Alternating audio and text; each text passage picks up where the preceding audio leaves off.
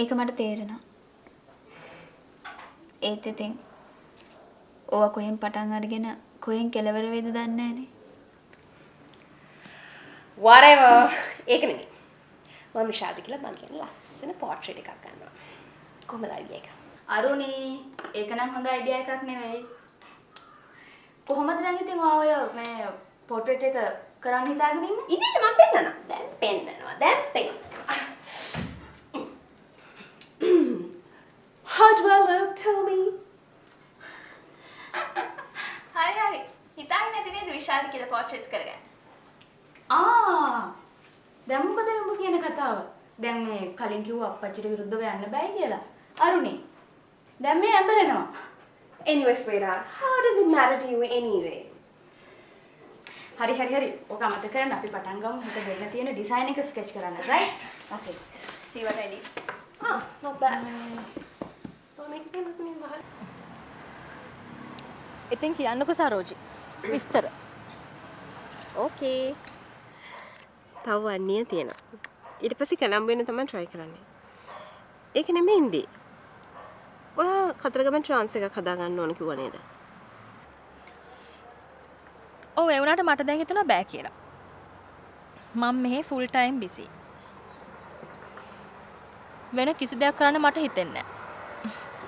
හැබැයි මම ඒකට කැමතියි.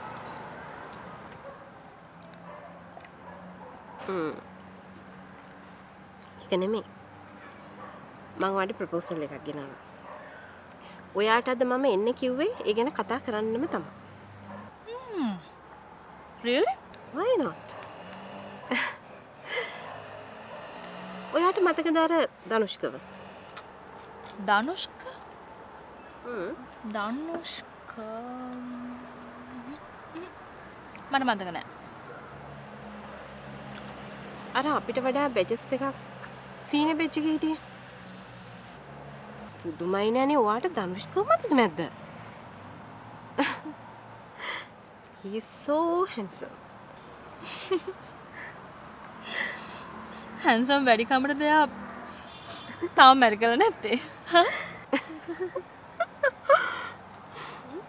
නෑ ළමයෝ.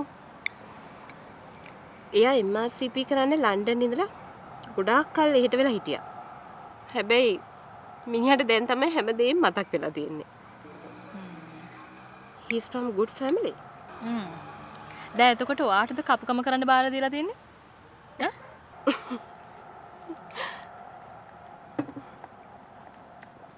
නෑ ඉන්දි.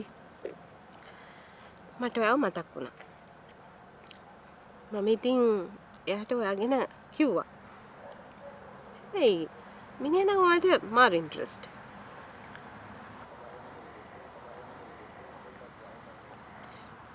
Forget about it. I'm really not in a mood to marry someone.